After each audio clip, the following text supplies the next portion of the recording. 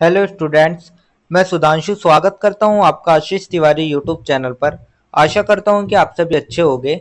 मैं इस चैनल के माध्यम से आप सभी के लिए लेकर आया हूं एक वीडियो लेक्चर सीरीज जो बेस आपके बीए ऑनर्स पॉलिटिकल साइंस के थर्ड सेमेस्टर की state politics in India Bharat में राज्य राजनीति नाम की एक इम्पोर्टेंट किताब पर, जो कि आपका डिसिप्लिन स्पेसिफिक इलेक्टिव यानी कि आपका डीएसई का सब्जेक्ट है। तो स्टूडेंट, अगर आप ड्यू सोल रेगुलर ये किसी और यूनिवर्सिटी से सब्जेक्ट पढ़ रहे हैं तो इस सीरीज आपके लिए बहुत ही उपयोगी साबित होने वाली है, क्योंकि इसमें हम हर चैप्टर को सिंपल भाषा में समझेंगे, इंपॉर्टेंट कॉन्सेप्ट्स को ब्रेक डाउन करेंगे और एग्जाम पॉइंट ऑफ व्यू से भी डिस्कस करेंगे। तो स्टूडेंट, अगर आप DU SOL regular NCWEB and other किसी के भी सब्जेक्ट को समझना चाहते हैं आसानी से, तो चैनल को सब्सक्राइब जरूर कर लीजिएगा, वीडियो को लाइक कर लीजिएगा और अपने दोस्तों के साथ शेयर करना ना भूले। एंड सोल से रिलेटेड डेली अपडेट्स के लिए आप सभी हमारा व्हाट्सएप चैनल फॉलो कर लीजिएगा। तो चलिए शुरू करते हैं। मैं आपका स्वागत करता हूं बीए ऑनर्स पॉलिटिकल साइंस के थर्ड सेमेस्टर की state politics in India subject की चैप्टर यूनिट नंबर 5 के चैप्टर नंबर 5 के इस वीडियो लेक्चर में। इससे पहले की वीडियो में हमने यूनिट नंबर 4 के इंपॉर्टेंट टॉपिक डिस्कस किए थे और आज की यूनिट में हम डिस्कस करेंगे यूनिट नंबर 5 का चैप्टर नंबर 5, जिसमें हम राज्यों में चुनावी राजनीति, राजनीतिक दल, नेतृत्व और लामबंदी के बारे में बात करेंगे। तो स्टूडेंट, भारतीय लोकतंत्र की असली ताकत कहाँ है? संसद में, प्रधानमंत्री के ऑफिस में? जी नहीं, इसकी असली ताकत छिपी है हमारे राज्यों की चुनावी राजनीति में। तो आज हम इस अध्याय चुनाव में राज्यों में चुनावी राजनीति, राजनीतिक दल, नेतृत्व और लामबंदी को विस्तार से समझेंगे। कैसे राज्यों को राजनीति ने पूरे देश भारत की राजनीति की दिशा बदल दी। तो यही है हमारे आज की कहानी। तो चलिए इस चैप्टर की हम शुरुआत कर लेते हैं सबसे पहले एक छोटे से परिचय से। तो सबसे पहले हम एक छोटा सा परिचय देख लेते हैं। परिचय में हम देखेंगे भारत एक संघीय लोकतंत्र है। केंद्र और राज्य दोनों स्तर पर चुनाव होते हैं। तो भारत में केंद्र और राज्य दोनों स्तरों पर ही चुनाव होते हैं। राज्य स्तर की राजनीति को समझना जरूरी है, क्योंकि राज्यों की चुनाव राजनीति का असर सीधे राष्ट्रीय राजनीति पर पड़ता है। तो जो राज्यों की राजनीति है वो उसको समझना इसलिए जरूरी हो जाता है क्योंकि इसका जो असर पड़ता है वो सीधे राष्ट्रीय राजनीति पर पड़ता है।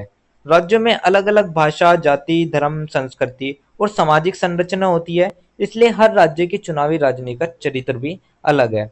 तो हर राज्य की अपनी भाषा, जाति, धर्म और संस्कृति है, तो इसीलिए हर राज्य की चुनावी राजनीति का चरित्र भी अलग अलग होता है। तो स्टूडेंट, मान लीजिएगा आप चुनावी नतीजे देख रहे हैं। एक तरफ पंजाब में खालसा पंथ से जुड़ी राजनीति है, तो दूसरी तरफ तमिलनाडु में द्रविड़ आंदोलन से उपजी पार्टियां है। तो यही विविधता भारत की राजनीति को रंग बिरंगा बनाती है। तो ये तो हमारा एक छोटा सा परिचय हो गया। परिचय के बाद जो हमारा नेक्स्ट टॉपिक आता है वो हमारा आता है चुनावी राजनीति के दृष्टिकोण से राज्य राजनीति का अध्ययन। तो जो चुनावी राजनीति दृष्टिकोण थे उससे हम राज्य राजनीति का अध्ययन कैसे करते हैं उसको समझ लेते हैं। तो राज्य राजनीति का अध्ययन सिर्फ संस्थागत स्तर, संविधान कानून पर नहीं बल्कि चुनावी राजनीति के नजरिए से भी होता है। तो राज्य राजनीति को सिर्फ संविधान और कानूनों से ही नहीं बल्कि चुनावी नजरिए से भी समझा जा सकता है। तो चुनावी राजनीति हमें बताती है जनता कैसे मतदान करती है, कौन से मुद्दे चुनाव को प्रभावित करते हैं, किन सामाजिक समूह, जाति, वर्ग, धर्म, क्षेत्र की क्या भूमिका है, राजनीतिक दल जनता को कैसे लामबंद करते हैं। तो राज्य स्तर पर चुनावी रुझान अक्सर राष्ट्रीय राजनीति को दिशा देते हैं। तो जो राज्यों की चुनावी राजनीति के रुझान है वे राष्ट्रीय राजनीति का दिशा देते हैं। जैसे मौसम का हाल जानने के लिए लोग आसमान की ओर देखते हैं, वैसे ही भारत की राजनीति का भविष्य जानने के लिए हमें राज्यों की चुनावी राजनीति को देखना पड़ता है। तो यही हमारी चुनावी राजनीति के दृष्टिकोण से राज्य राजनीति का अध्ययन। इसके बाद जो हमारा नेक्स्ट टॉपिक आता है वो हमारा आता है राज्य राजनीति में क्षेत्रीय दलों की भूमिका। तो 1960 के दशक के बाद से भारत की राजनीति में क्षेत्रीय दलों का महत्व बढ़ा। तो क्षेत्रीय दलों का जो महत्व है वो लगातार बढ़ता गया 1960 के दशक के बाद। इसके पीछे कई कारण थे, उन कारणों को देख लेते हैं। कारण में था क्षेत्रीय पहचान, भाषा, संस्कृति की राजनीति, कांग्रेस का वर्चस्व कमजोर हुआ, साथ ही आर्थिक और सामाजिक असमानताएं भी बढ़ने लगी। तो ये सभी कारण थे जिससे राज्य राजनीति में क्षेत्रीय दलों की भूमिका हुई। उदाहरण के लिए आप देख सकते हैं जैसे कि डीएमके, एडीएमके, ये सभी तमिलनाडु के दल थे। टीडीपी या आंध्र प्रदेश का था। शिवसेना महाराष्ट्र और अकाली दल पंजाब, जेएमएम झारखंड और टीएमसी पश्चिम बंगाल और बीजेडी उड़ीसा। तो ये सभी इसके उदाहरण थे। अब हम इनकी भूमिकाएं देख लेते हैं। भूमिका में हम देखेंगे क्षेत्रीय आकांक्षाओं को राष्ट्रीय मंच पर लाना। तो जो क्षेत्रीय आकांक्षाएं थे उनसे ही राष्ट्रीय मंच पर भी आ गई थी। गठबंधन सरकारों में निर्णायक भूमिका निभाना, साथ ही लोकतंत्र को और बहुलवादी बनाना। तो ये सभी थी हमारी इनकी भूमिका। तो स्टूडेंट सोचिए, अगर दिल्ली एक बड़ी थाली है तो क्षेत्रीय दल उसमें अलग अलग राज्यों के स्वाद है। तो बिना इनके भारतीय लोकतंत्र का जो स्वाद है वो अधूरा लगता है। तो यही था हमारा राज्य राजनीति में क्षेत्रीय दलों की भूमिका। इसके बाद जो हमारा नेक्स्ट टॉपिक आता है वो हमारा आता है भारतीय राजनीति के तीन लोकतांत्रिक उत्थान। तो अब हम बात कर लेते हैं भारतीय राजनीति के तीन लोकतांत्रिक उत्थान के बारे में। यह अवधारणा योगेंद्र यादव ने दी। तो ये जो अवधारणा थी ये योगेंद्र यादव द्वारा दी गई, जिसमें सबसे पहले उन्होंने दिया प्रथम लोकतांत्रिक उत्थान, जो कि 1950 से 1970 के दशक तक चला। तो स्वतंत्रता के बाद जो कांग्रेस का प्रभुत्व था वो बन गया था। तो आजादी के बाद कांग्रेस का प्रभुत्व बना। समाज में उच्च जाति और शहरी शिक्षित वर्ग पर जो राजनीति थी वो हावी होने लगी। साथ ही ये लोकतंत्र का पहला चरण था। आजादी के नायक और कांग्रेस नायक केंद्र में थी। तो ये तो हमारा प्रथम लोकतांत्रिक उत्थान था। उसके बाद आया हमारा द्वितीय लोकतांत्रिक उत्थान, जो कि 1970 से 1990 के दशक में चला। तो 1970 से 1980 में अनेक बदलाव हुए, जैसे कि ओबीसी, दलित, ग्रामीण, किसान राजनीति में आए। मंडल आयोग बना जो कि 1990 में बना था। उसने पिछड़ी जातियों की राजनीति को बल दिया। साथ ही क्षेत्रीय दलों का उदय हुआ, जिससे कि कांग्रेस का पतन शुरू हो गया और राष्ट्रीय स्तर पर गठबंधन सरकारों का दौर आ गया था। राष्ट्रीय स्तर पर गठबंधन सरकार बनने लगी थी। तो यही था हमारा द्वितीय लोकतांत्रिक उत्थान। इसके बाद जो हमारा नेक्स्ट टॉपिक आता है वो हमारा आता है तृतीय लोकतांत्रिक उत्थान, जो कि 1990 से आज तक का समय है। तो अब हम देख लेते हैं तृतीय लोकतांत्रिक उत्थान के बारे में।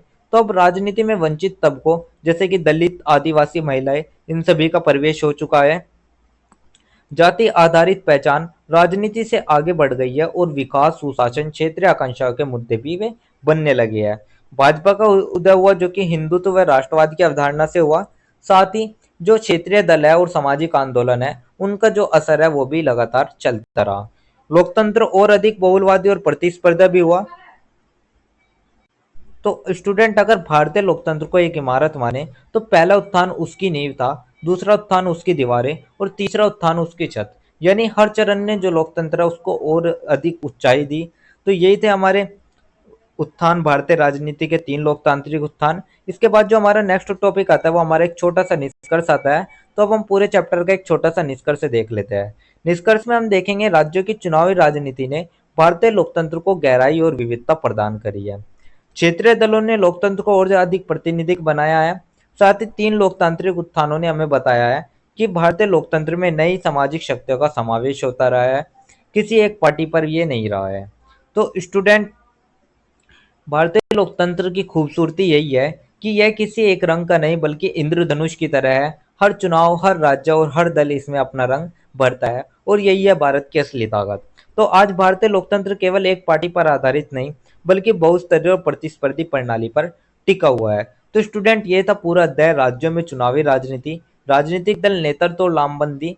हमने देखा कि कैसे क्षेत्रीय दल, सामाजिक समूह और लोकतांत्रिक उत्थान ने भारत की राजनीति को और अधिक गहराई दी है।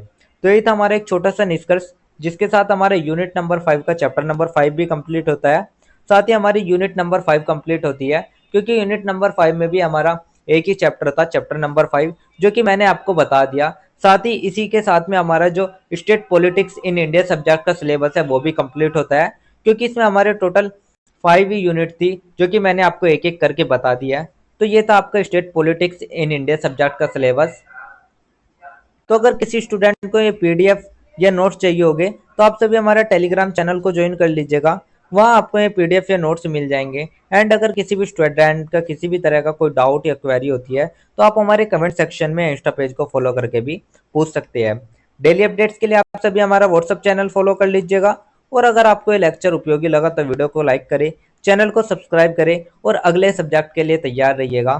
तो आप सभी का बहुत बहुत धन्यवाद। आपका दिन शुभ रहे।